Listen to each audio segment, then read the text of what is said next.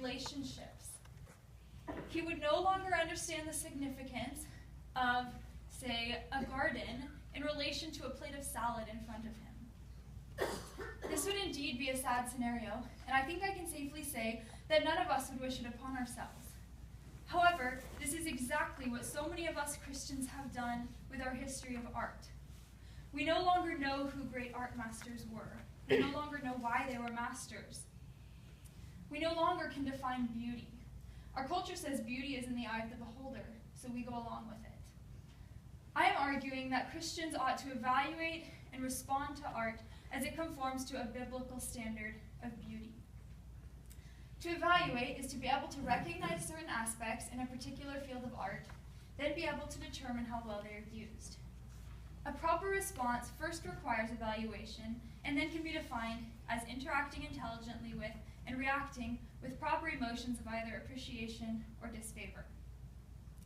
Art is the application of creativity and integrity to symbolize an artist's ultimate concerns, and beauty is that which glorifies and pleases God by displaying at the same time both complexity and unity. Now, I've taken this definition from ancient Greek philosophy, but it has been evaluated and understood by Christians throughout history to be a biblical definition.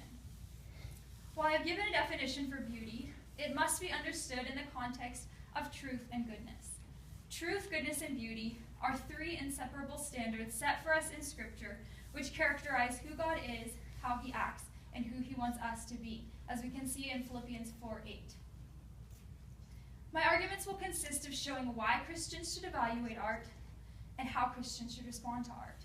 I'll then go on to give a couple of my opponent's arguments and refute them point by point.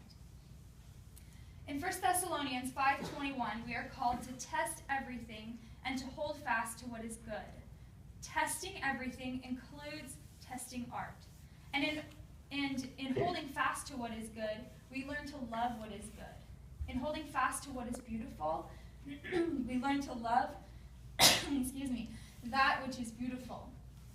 We cannot just let the world throw its philosophies at us in our paths without being aware of what they are or how to face them. Otherwise, we will learn to love these worldly ideas without even realizing it.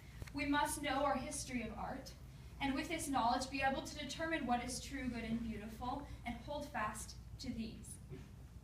In Psalm 50, verse 2, it says, "Out of the perfection of beauty, God shines forth." And in Psalm 27, verse 4, the psalmist declares how much he desires to dwell in the house of the Lord just to gaze on his beauty. Now, many people would like to define beauty as simply pretty, or appealing, or pleasing, or nice. And while these words may define one aspect of beauty, God is perfect beauty, and God is certainly much more than these. The art that we evaluate should be held up to God's standard of beauty. Christ calls us to love God with our minds. To love God with our minds is to love him with everything we think about, and to love him with everything we interact with. We all interact with art, whether that be through the music we listen to, or the movies we watch, or the books we read, or even the clothes we wear. So we must be intentional about the art that we surround ourselves with, that it is beautiful, and in doing so, that it is guiding us toward loving God more. In discussing art, the most frequent point of disagreement with other Christians seems to be whether beauty has an objective standard and has always had that standard. My opponent would argue that beauty and its definition depends and has depended on the time period, the context, and the culture. For example, church music today is very different from the music used in the early church. My opponent would argue that this shows that man's view and definition of beauty has changed throughout history, and this would mean that beauty meant something different to our ancestors than it does to us today, and therefore does not have a consistent or objective standard. My opponent is correct to say that man's view of beauty has changed, but just because man's view or man's definition has changed does not mean in the least that God or his standard or his definition has changed. God is the same yesterday and today and forever. God has not, does not, and will not change his definition of truth, goodness, or beauty. The only reason man's definition should change is if he deepens his understanding in God's definition. Now, a second argument against my thesis is that nowhere in Scripture is the evaluation of art specifically commanded. Therefore, since it is obviously a skill used and created by God, we may follow an artistic path, or we may enjoy certain types of art, but it is not a mandate. I would strongly disagree with this argument. God is creator. God is perfect beauty. God has made us in his image, and he calls us to become like him.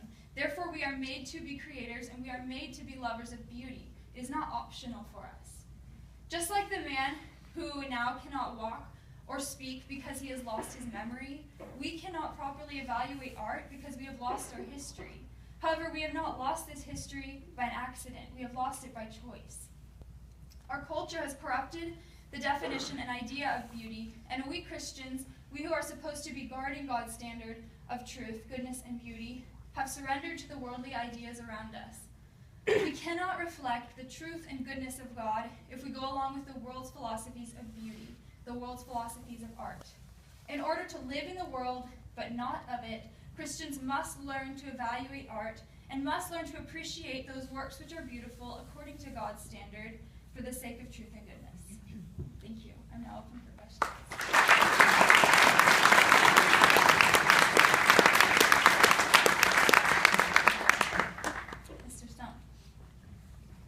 Approximately 2 weeks ago, I was in the room where you were practicing the piano for a coming recital. For about 20 minutes, I suppose, you were there running your hands up and down the keyboard over and over and over again, learning and practicing the, what do you call them, keystrokes? No, you call them, the technique of the certain scale or piece, yes. It was less. Yeah, which keys to press with. Yes. And it was quite amazing, and it's always wonderful to watch somebody practice intensely. And but you were very intense. And could you please describe for us your interaction in that moment with the work you were seeking to master and evaluated in terms of its beauty? Value of the work of art? The piece that I was playing? You were intensely focused upon it. And I assume there was something about it that was beautiful. And because of you must have an appreciation for it because you focused upon it for so long. And I would like to know your internal thinking about the beauty of that piece. Okay. So your first question was what I was thinking at that moment when I was. There's only one question. Oh. It's so. Well, can you please evaluate for us your internal view, what you were thinking in terms of beauty? Okay. As you practice. At the specific time, I was working on memory work and fingering patterns and other techniques. But in order to memorize the piece, I had to recognize where it repeats itself, but in different ways, and how certain themes come back in, but how they're different each time, and how each time it comes in, it's in a different key, maybe. And in this specific piece of music, it is complex in the speed that it has to be played at, and in the amount of notes that have to be played, but also in the structure that it's arranged. It is a pretty lengthy piece, and it has 3 or 4, I would say, main section. Each section has, okay, this is taking forever. Okay. Is it beautiful? I would call it a very beautiful piece. Why? Because my definition of beauty is that it contains both complexity and unity at the same time. There are actually 5 norms to beauty. They're called the 5 norms of beauty. I think complexity and unity kind of entail all of them, but they are complexity, unity, harmony, simplicity, and proportionality. I think this piece does include all of them. And I think it would take too long to go into all of that, so can I tell you afterwards? It's wonderful. I regarded it as beautiful as well, and I hope everyone here gets at some point to hear you play the piece. Thank you. Any other questions? Short one. Mr. Corey.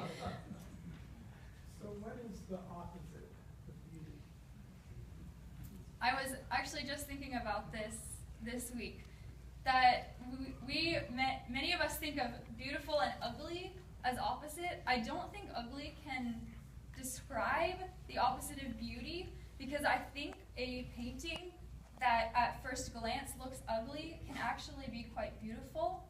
For example, a painting of the crucifixion. The crucifixion was the most beautiful moment in history, but it was also the ugliest. And so I don't think ugly would be the opposite of beauty. Maybe thoughtlessness, randomness, and meaninglessness. Basically, all of the ideas that our culture is throwing at us through their art today is all the ideas that don't portray what eternal values beauty should portray. Is that it, Mr. King? Thank you.